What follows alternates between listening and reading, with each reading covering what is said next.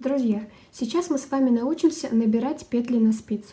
В принципе, многие из вас, я уверена, умеют это делать. Я покажу это только для тех, кто не умеет. Смотрите, что мы делаем.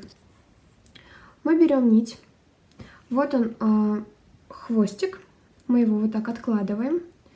Что я делаю? Двумя пальцами я зажимаю вот таким образом нить. А дальше вот так вот зажимаю пальцами. И теперь мы набираем первые две петли. Мы делаем это вот так, затем вот так и вот так. Раз. И мы набрали петли. Теперь мы, не отпуская, в принципе, пальцев, набираем следующие петли столько, сколько нам нужно по схеме. Хочу уточнить один момент.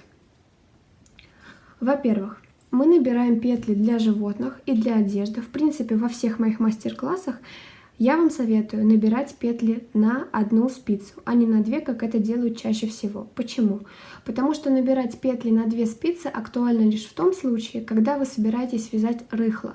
Для животных и для их одежды необходимо вязать как можно более плотно. Если одежда еще допустимо рыхлое вязание, то у животных, то есть у их шкурок, это невозможно.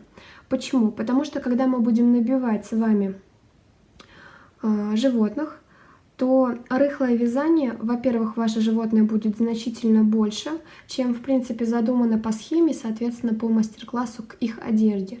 А во-вторых, у вас будут между петлями очень большие прогалы, скажем так, и будет торчать набивка. Этого не нужно делать. Необходимо, чтобы вязание было прям действительно максимально плотным. Я даже когда все элементы вам показываю, такие как ССК, К2 Тугеза и так далее, вы обратите внимание, что я вяжу довольно плотно, так что у меня даже спицы скрипят.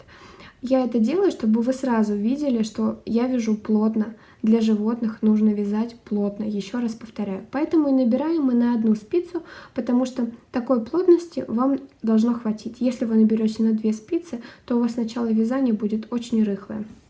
Итак, давайте мы дальше, я вам еще немножко покажу, как это делается. То есть вот таким образом я держу нити и дальше также набираю их на спицу. На что еще я хочу обратить ваше внимание? Вот посмотрите, я когда набираю петли, я их сразу подтягиваю так, что у меня вот эти вот косые линии, они прям одинакового размера, максимально одинакового, насколько я могу сделать. Это тоже очень важно, особенно это будет важно в одежде. Почему?